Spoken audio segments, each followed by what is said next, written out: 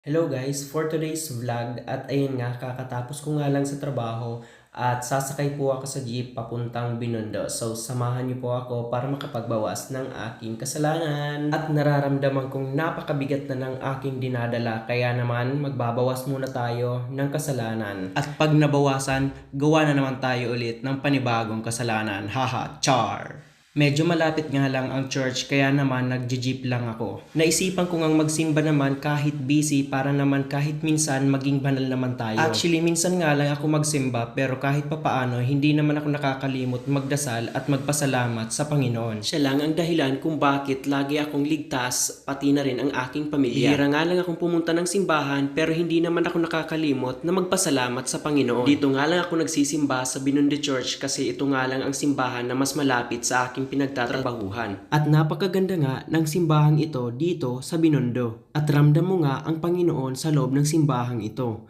At pagkatapos ko ngang magsimba ay maglalakad na naman ako para puntahan ang bilihan ng masasarap na tinapay. Na-amaze nga ako sa view ng mga dinadaanan ko. May mga pailaw nga sa kalsada. Para ka nga lang nag-travel pa China. Haha, char! Hindi nga ako napapagod sa kakalakad dahil nai-enjoy ko nga ito dahil sa dinami-rami ng tao ditong mga naglalakad. Binalikan nga namin ang bakery ito dahil sa masasarap nilang tinapay. Bukod nga sa napakasarap nilang tinapay ay affordable pa. At dito nga ay hinahanap ko yung paborito kong tinapay. Tingin pa nga lang ay napakasarap na ng mga paninda nila dito. At pagpasok ko nga dito ay napakarami pa rin nilang mga customer. At pagkatapos ko ngang mahanap yung favorite kong tinapay ay naglakad-lakad na naman ako. Sulit nga ang 29 pesos mo sa sarap at siksik ng cheese nito. Sobrang saya ko nga dahil kahit papaano nai-enjoy ko ang buhay ko dito sa Maynila. Kahit simpleng pagkain ay thankful pa rin ako sa Panginoon. Kahit simpleng bagay ay okay na ako. Bilang isang simpleng tao, ang maliit na bagay ay malaking bagay na para sa akin. Bilang isang probinsyano na lumaki sa Bicol, napaka-thankful ako sa mga ganitong bagay. Kahit mahirap man ang buhay ay go na go pa rin. Hindi ko nga nararamdaman ang pagod kahit na napakalayo na ng nilakad ko. At dahil nga napakalayo na ng nilakad ko, ay kinain ko na nga ang tinapay na bitbit ko. Napakasarap nga talaga ng tinapay na ito. Kinain ko na nga ito dahil sa haba ng nilakad ko, tinawag na ako ng bulate sa tiyan ko. Sarap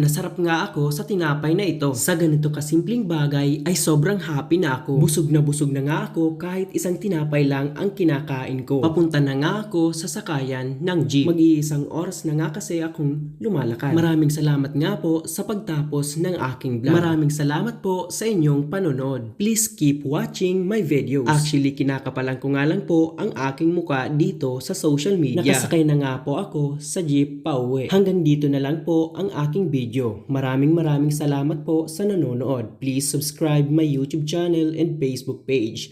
Maraming salamat po sa mga nagsosuporta at nanonood sa aking video. Hanggang sa muli, kita-kits to another my video or my vlog. Thank you!